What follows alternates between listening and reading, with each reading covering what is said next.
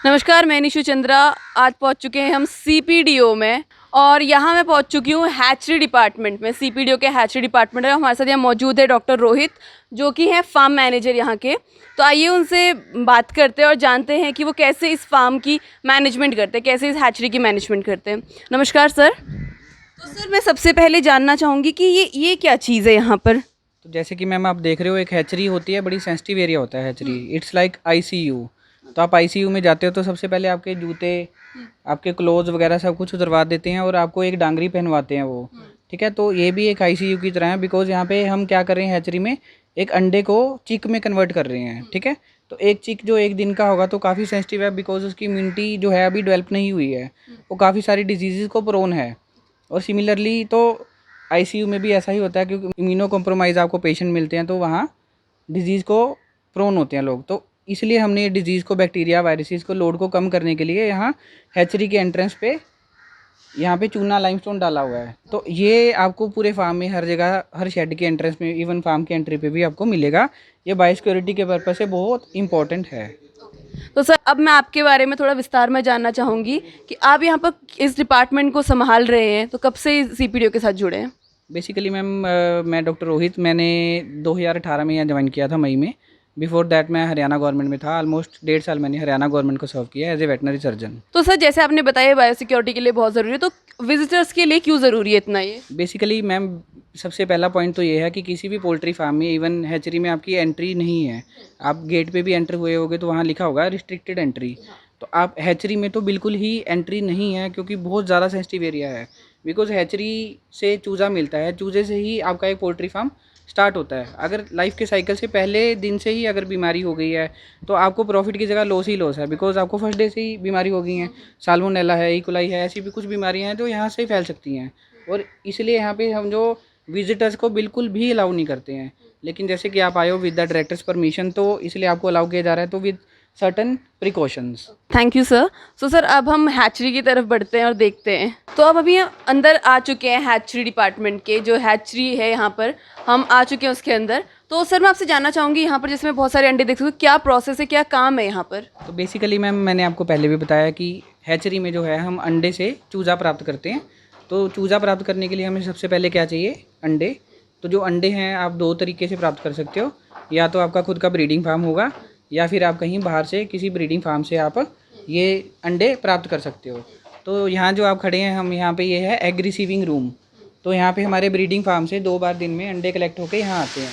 तो जैसे कि आप देख रहे हो ये डिफरेंट ब्रीड्स के हैं अंडे, तो इन पे जो निशान लगे हुए हैं डिफरेंट ब्रीड्स के, उस अकॉर्डिंग हम इनको रिसीव कर लेते हैं। ठीक है, तो इन अंडों को हम बेसिकली, हमारी हैचरी से क्या होता है, हैचरी का प्रोसेस होकर ये जो अंडे हैं स्टेट गवर्नमेंट्स को हैचिंग अंडे और चिक्स डिफरेंट स्टेट्स को जाते हैं। ऑलमोस्ट हमारे पास जम्मू कश्मीर, लेह लद्दाख, हरियाणा, हिमाचल, पंजाब और हरियाणा, इवन उत्तर प्रदेश, हिमाचल, उत्तराखंड, ये सारे हमारे अंडर पड़ते हैं सीपीडीओ के। तो बेसिकली 4 हैं, तो चारों को डिवाइड किया हुआ है सीपीडीओ को। तो उस अकॉर्डिंग ये अंडे जो आते हैं तो ये प्रोसेस में लग जाते हैं। तो सर जैसे मैं यहाँ पर ना ये देख सकती हूँ इस एग का, तो इसमें कुछ डिफेक्ट है या फिर क्या। तो मैम जो आप जैसे एक घर में सब्जी भी खरीदते हो, तो उसमें सब्जी में भी आपको चीज़ें छांटनी पड़ती है ना। एक गोभी आई, आपने गोभी लेते हो तो गोभी में कुछ ख़राब भी मिलेगी, कुछ बहुत अच्छी मिलती है। तो सिमिलरली हमारे जो अंडे हैं उसमें, जैसे आप देख रहे हो ये, इसमें ये जो अंडे आप देख रहे हो, इसमें ये क्रैक है अंडा। ठीक है जी, ये अंडा है, आपको रिंकल्ड अंडा मिल रहा है। ठीक है, ये भी अंडा क्रैक है और मी शेप्ड है। आपको जो पता है अंडे की प्रॉपर जो होते हैं कि वो अवॉइड होते हैं। ये देखो आपको प्रॉपर अंडा दिख रहा है। ठीक है, तो ऐसे अंडों की हमने ग्रेडिंग करनी होती है। हमारा सबसे पहला प्रोसेस है क्या है, रिसीविंग के बाद हमने अंडों की ग्रेडिंग करनी है। ग्रेडिंग यानी कि आपने इन अंडों को छांट लेना है। ये जो अंडे हैं हमारे हैचिंग में यूज़ नहीं होंगे। ये हमारे अंडे टेबल पर्पज़ के यूज़ से हम इनको सेल काउंटर पे बेच सकते हैं।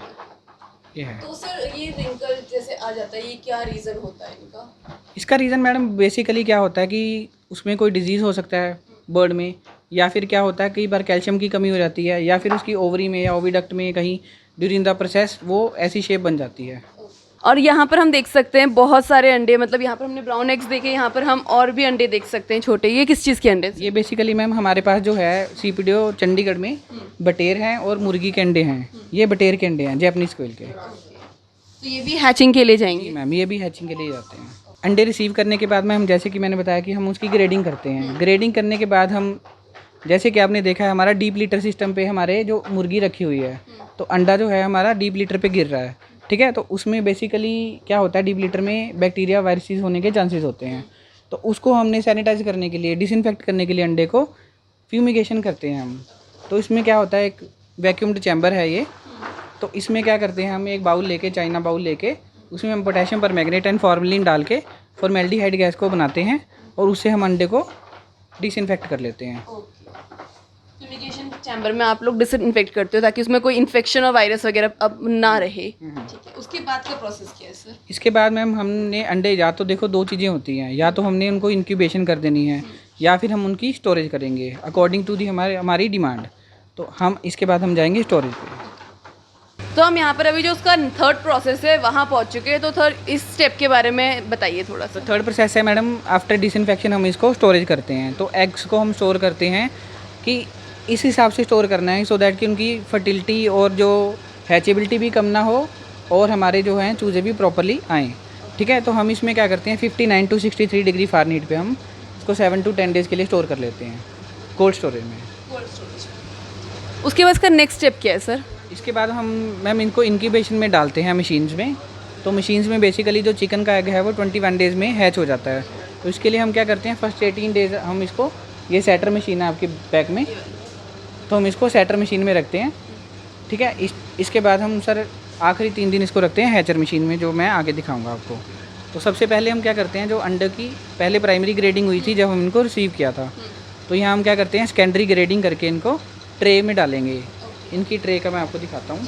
बेसिकली क्या करते हैं, हम जो अंडे हैं स्टोरेज से निकाल के उसके बाद हम इनको इस ट्रेज में ट्रेइंग कर देते हैं। इस प्रोसेस में हम सर सेकेंडरी ग्रेडिंग करेंगे, ठीक है। सेकेंडरी ग्रेडिंग में इसमें जो प्रॉपर शेप्ड हैं और प्रॉपर वे वाले एग हैं उन्हीं को हम यहाँ पे ट्रेन करेंगे। इसके बाद हम इसको 12 घंटे के लिए, 12 से 18 घंटे के लिए हम इसको रूम टेम्परेचर पे रख देते हैं, 25 पे 28 डिग्री में, सो दैट कि इनकी प्री वार्मिंग हो जाए। प्री वार्मिंग इसलिए की जाती है सो दैट कि एग्स को थर्मल शॉक ना लगे, बिकॉज हमारे जो मशीन में अंडे थे 59 to 63 डिग्री पे मैंने बोला था। अगर इससे ज़्यादा थोड़ा स्टोर करने हैं तो आप 55 डिग्री पे भी स्टोर कर सकते हो, इवन 50 पे भी कर रहे हो कि अगर थोड़ा 14-16 डेज़ के लिए कर रहे हो। तो 59 से हम इसको 100 डिग्री फ़ारेनहीट पे डाल रहे हैं, ऑलमोस्ट 99.5 से 99.7 डिग्री टेम्परेचर रहता है मशीन का। तो इससे क्या होता है, एकदम से अगर आप डायरेक्टली डालोगे तो थर्मल शॉक हो सकता है, तो उसको प्रिवेंट करने के लिए हम इसको प्री वार्मिंग करते हैं। उसके बाद हम इसको सेटर मशीन में डाल देंगे। तो ये हम आ चुके हैं यहाँ पर जो सर बता रहे थे हमारे 5th प्रोसेस पे यहाँ पर। तो सर इसके बारे में, इस स्टेप के बारे में बताइए। आफ्टर सर इसमें हमने क्या करना है, 18, मैंने जैसे कि आपको बताया कि मुर्गी का जो अंडा है वो 21 दिन में हैच हो जाता है, ठीक है जी। तो 18 दिन पहले जो 18 दिन है वो इस मशीन में रहेगा, इसको हमने नाम दिया है सेटर, ठीक है। तो इसमें हम कुछ टेम्परेचर पर्टिकुलर कंडीशंस देंगे जिससे कि वो 18 दिन कि बच्चा वो डेवलप हो सके। तो इसमें आप देख सकते हो अंडे हैं जो 45 डिग्री पे लगे हुए हैं। इसमें टेम्परेचर रहेगा 99.5 to 99.7, 85 to 87 डिग्री रहती है ह्यूमिडिटी। कार्बन डाइऑक्साइड रहेगी 0.03 से 0.05 से ज़्यादा नहीं होनी चाहिए।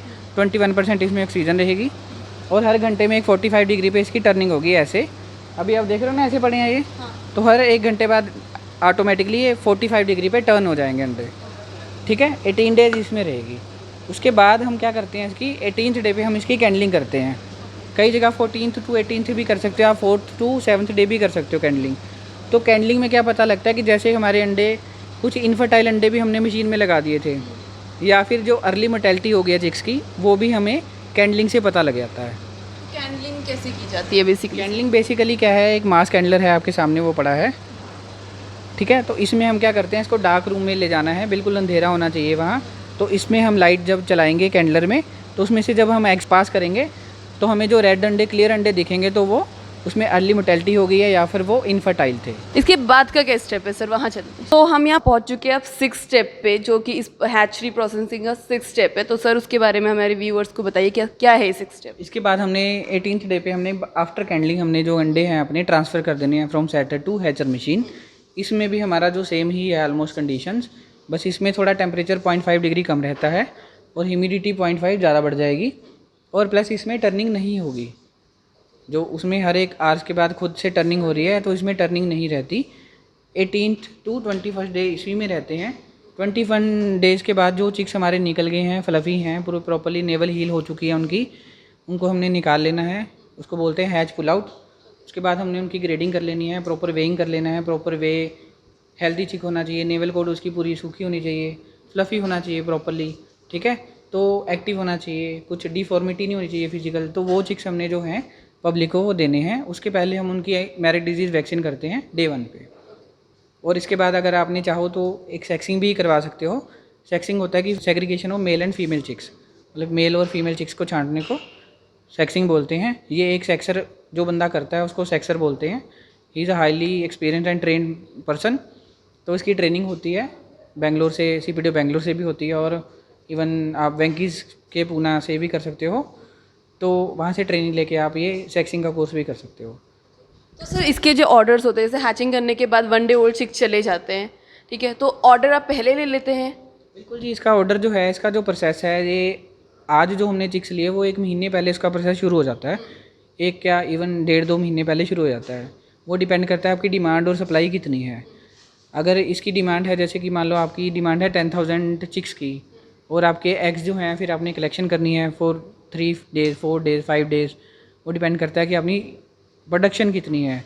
वो कलेक्ट करके आप 21 डेज़ उसको मशीन में रखोगे तो उसके बाद ही वो जाएंगे। तो इसके लिए हमें पहले से इन्फॉर्मेशन होगी तभी हम मशीन में लगाएंगे ना। तो सर जैसे मैं एक चीज़ और जानना चाहूँगी, आपने बोला हम डिलीवरी करते हैं, तो डिलीवरी क्या यहाँ से ट्रांसपोर्ट फ्री रहती है कि अगर किसी ने मंगाई है, ऑर्डर किया है, तो उन लोगों को खुद अपना ट्रांसपोर्ट देखना पड़ता नहीं, यहाँ से फार्मर्स को खुद आके हमारे यहाँ से ले जाना पड़ता है।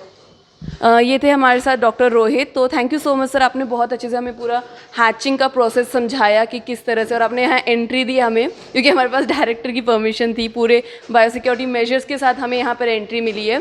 So thank you so much sir.